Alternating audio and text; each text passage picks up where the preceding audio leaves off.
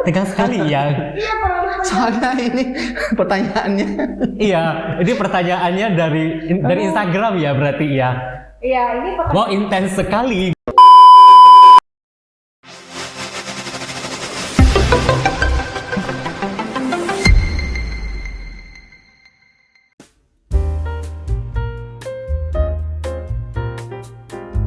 Hai, nama saya Christian Kusuma. Saya seorang content creator. Dalam keseharian saya tidak membuat video seperti ini. Saya adalah seorang professional financial advisor. Nama saya Kenny, saya seorang investor. Dan hari ini kami akan bersaing dan menerima Dogmapedia Battle Challenge menjawab pertanyaan seputar finansial Dari Instagram. Let's go. Yuk, let's do it. Pertanyaan pertama dan harus menjawab adalah ini. Oh, oke. Pertanyaannya adalah best investment for student. Jadi investasi terbaik untuk pelajar. Sebagai pemula, ada baiknya kalau kita memilih instrumen investasi dengan resiko yang lebih rendah. Nah, jadi supaya tidak terlalu stressful, ada beberapa instrumen yang menurut saya resikonya rendah seperti deposito. Nah, di deposito ini juga kita nggak usah mikirin bahwa naik turun atau apa semua karena bunganya sudah fix. Jadi returnnya itu mungkin sekitar 2% ya, tergantung dengan nominal yang kita depositokan. Yang kedua, mungkin emas ya, karena dia boleh dibilang harganya stabil, kenaikannya tiap tahun itu stabil. Nah, sekarang juga emas tidak perlu kita beli dalam bentuk fisik, banyak sekali digital platform atau kita bisa beli emas secara digital dengan modal yang cukup rendah, mungkin sekitar 100.000 sudah bisa. Bahkan Pegadaian sendiri katanya sudah bisa menabung emas seperti itu. Atau juga yang terakhir yang boleh dipilih juga reksadana ya.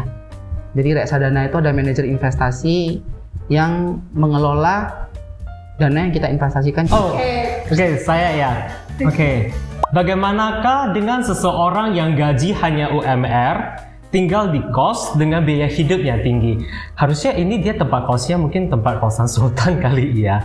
Ya, perencanaan keuangan itu menurut saya cukup simpel. Kita hanya perlu mengatur pemasukan dan juga pengeluaran. Lihat dulu dari kedua ini mana yang harus dikontrol, mana yang jadi prioritas utama. Kalau memang ternyata kos dan biaya hidup yang terlalu tinggi, bisa dievaluasi kembali. Sebenarnya apa yang menjadi prioritas daripada pengeluaran kita? Punya dana lebih untuk disimpan. Dana ini banyak sih yang sebenarnya bisa dipakai. Kita bisa investasikan, kita bisa simpan, atau kita bisa gunakan untuk hal-hal yang lebih produktif. Jadi walaupun gaji hanya sebesar UMR, sebenarnya bukan jadi alasan untuk tidak pintar dalam mengelola keuangan. Pertanyaan berikutnya, dari opsi 1 sampai 4, robot trading, real asset, paper asset, crypto, mana yang paling direkomendasikan? Paling direkomendasikan itu sebenarnya kita harus melihat dulu dari 4 instrumen ini, hukum daripada investasi itu kan pasti high risk, high return, low risk, low return. Kembali lagi, profil daripada investornya gimana dulu? Kalau profil investornya itu memang sukanya low risk, low return, nggak berani mengambil resiko yang terlalu banyak, seperti tadi misalnya pelajar, ya kan? Saya akan menyarankan untuk beberapa seperti deposito. Tapi kalau memang dia berani dan cukup spekulatif dengan isu-isu market yang ada, mungkin pilihan robot trading dan crypto itu cukup menarik. Karena saya rasa ini mainan zaman sekarang ya. Mana yang paling direkomendasikan? Tergantung investornya. Dia adalah tipikal orang dengan profil yang seperti apa. Atau sini aja deh, coba kita yang muter sendiri, ya kan? Itu lebih fair. Let's see. Christian yang putar. Oke, let's see. Oke. How if suddenly the parents become single parent? Cukupkah perencanaan keuangan sampai anak tamat sekolah? Maksudnya adalah berarti orang tuanya salah satu meninggal dunia ya. Menurut saya ini adalah basic ya, karena pendidikan untuk anak itu salah satu basic needs, kebutuhan yang sangat mendasar. Jadi apalagi ya zaman sekarang kan butuh ya pengetahuan. Jadi saya rasa memang ini adalah yang paling minimal. Kita harus siapkan dalam hal ini adalah proteksi ataupun asuransi jiwa jika si orang tua terjadi resiko yang menyebabkan kehilangan nilai ekonomi terhadap satu keluarga, maka anak-anaknya masih bisa bersekolah sampai selesai. Ya, ada baiknya sampai ke jenjang perguruan tinggi. Asuransi jiwa yang dipersiapkan cukup untuk biaya ataupun untuk modal usaha si anak tersebut. Itu jauh lebih bagus lagi. Ya, tergantung lagi ya dengan budgeting ataupun kemampuan finansial si orang tua tersebut tuh bagaimana. Tapi yang pasti adalah proteksi itu tidak kalah pentingnya dengan investasi. Ya. Kok saya lagi? Siapa? Kok saya lagi? Oh. Min, bantuin dong untuk atur keuangan jika punya penghasilan under UMK atau 2 juta rupiah per bulan. Ini apa ya? Tidak menjadi alasan untuk tidak berinvestasi. Jadi ada baiknya, karena ini topiknya mengenai investasi, jadi saya tekankan bahwa berapapun penghasilan kita, mungkin kita bisa sisihkan mungkin 5% atau 10% untuk investasi. Yang sudah pasti bahwa sisanya itu sekitar 80% atau 90% pasti kan sudah ada pengeluaran rutin bulanan. Ya, misalnya untuk makan, tempat tidur, sekolah anak, ataupun biaya cicilan rumah, cicilan mobil, dan lain sebagainya. Nah, tapi tetap harus diusahakan sekitar 10% itu untuk diinvestasikan. Selalu ada namanya inflasi ya, kenaikan harga-harga barang. Jadi kalau misalnya kita tidak belajar investasi atau memulai investasi, maka sudah dipastikan masa depan kita itu secara keuangan mungkin tidak akan baik seperti itu. Dan artian kita pensiunnya nanti nggak nikmat.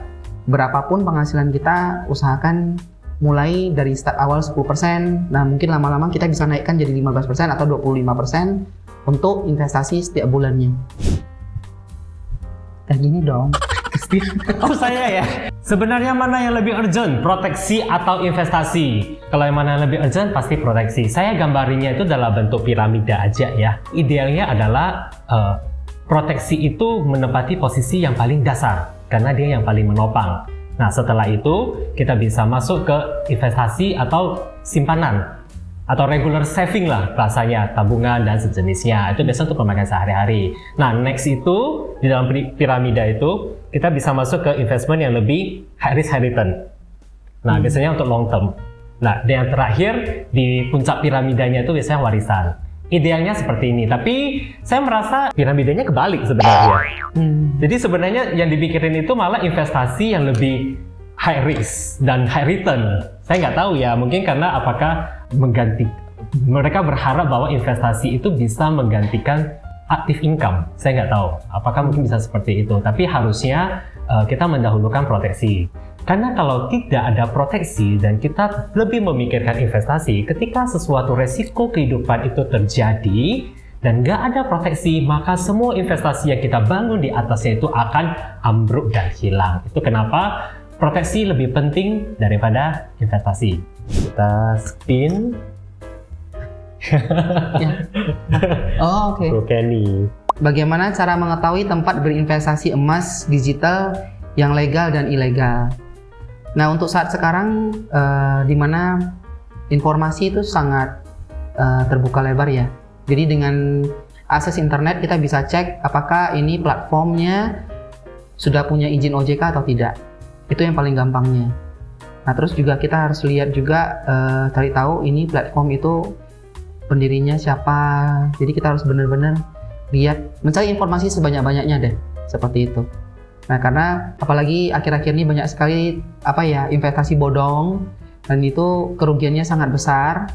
Jadi ya kita sangat perlu berhati-hati. Maksudnya investasi itu kan tujuan kita untuk mengharapkan modal yang kita tanam itu mempunyai nilai yang lebih besar di masa yang akan datang.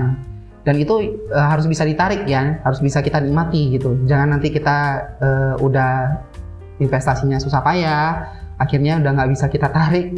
Ya itu kan jadi satu kekecewaan yang sangat besar deh gitu. Jadi ya sebelum kita investasi apapun, paling penting adalah memang ini ya, kita harus cek dia punya izin legalitasnya dulu.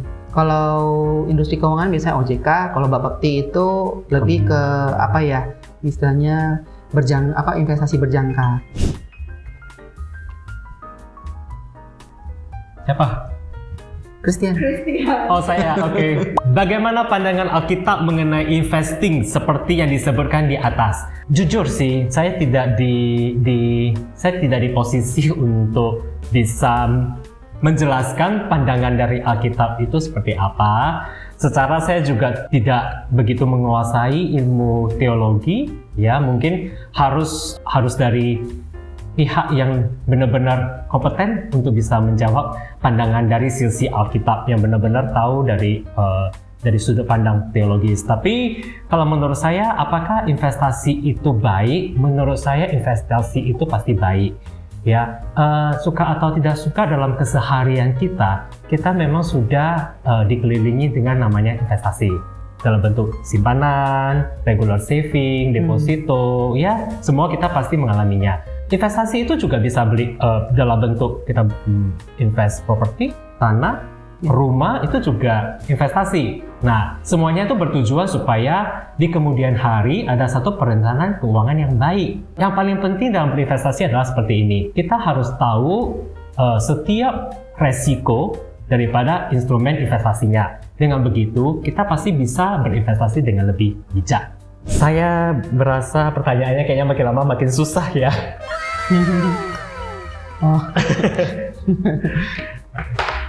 Apakah beli tanah di Metaverse cukup menjanjikan untuk prospek ke depannya?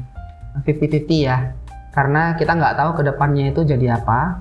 Tapi untuk ada yang punya budget lebih, boleh dibeli. Tapi untuk yang orang yang sudah expert, punya dana lebih, ya boleh sih beli tanah di Metaverse. Kalau bagi saya sendiri pribadi, bolehlah sedikit budget kita beli tanah di Metaverse untuk diversifikasi. Saya lagi sih. Oh iya. Jadi pertanyaan terakhir, bagaimana bagi pemula mengetahui itu trading beneran atau bodong? Ya sekali lagi ya, dari segi legalitas kita harus cek OJK atau Bapepti-nya. Ya, saya rasa sekarang bisa kita akses ke website Bapepti atau OJK investasi apa yang sudah di-approve, yang legal, dan juga investasi yang belum di-approve ataupun tidak legal itu saya rasa sekarang informasi cukup jelas. Jadi ya kalau memang sudah dibilang itu tidak punya izin, ya jangan coba-coba investasi karena nanti ke depannya kalau terjadi apa-apa ya kita nggak bisa minta pertanggungjawaban ataupun perlindungan dari pemerintah seperti itu. Investasi itu boleh dilakukan sejak dini dan oleh siapapun. Nah karena investasi itu tidak harus dengan uang besar seperti yang saya bilang tadi bahwa dan juga dengan kita berinvestasi langsung kita banyak belajar dan akhirnya perencanaan keuangan seperti tadi Christian bilang untuk masa depan itu bisa lebih baik. Nah karena sekali lagi bahwa musuh terbesar dalam kehidupan ekonomi kita itu namanya inflasi. Jadi ya kita harus cari instrumen selain tabungan saja. Karena kalau tabungan saja itu tidak bisa melawan inflasi seperti itu. Pertama kita harus catat ya, kita buat pencatatan yang baik, penghasilan kita berapa. Nah terus mana kebutuhan primer kita, terus kebutuhan yang sekundernya dan juga kebutuhan tersiernya gitu. Nah jadi pengeluaran-pengeluaran yang mungkin bisa kita kecilkan dan supaya kita bisa pelan-pelan membesarkan porsi investasi kita seperti itu. Dan juga memang ya jangan juga lapar mata, itu paling penting karena kita cenderung sebenarnya membeli sesuatu yang tidak kita butuhkan. Pencatatan tadi adalah salah satu cara yang terbaik, jadi kita bisa review ulang lagi mana yang penting dan mana yang tidak penting untuk kita belanjakan. Jangan ragu-ragu untuk konsultasikan perencanaan dan kebutuhan di masa depan dengan financial advisor yang Anda percayai dan pilih. Percayalah bahwa ketika kita tahu resiko dari investasi, kita pasti bijak dalam menentukan investasi mana yang akan kita pilih. Bye!